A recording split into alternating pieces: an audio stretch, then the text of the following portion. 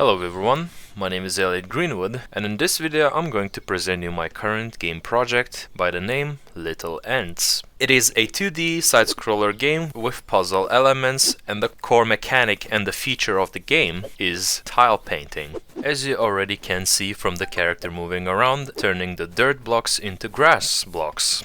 At the moment, this game has a very simple collectible which allows player to plant a seed and grow a ladder which can be climbed. Once all tiles are painted, a special collectible will be spawned that will trigger level completion upon collecting. The level completion UI will have score display and game time display. Since we're currently in the testing scene, there are no different scenes, but the button is working, and if we click exit, we can actually leave the game.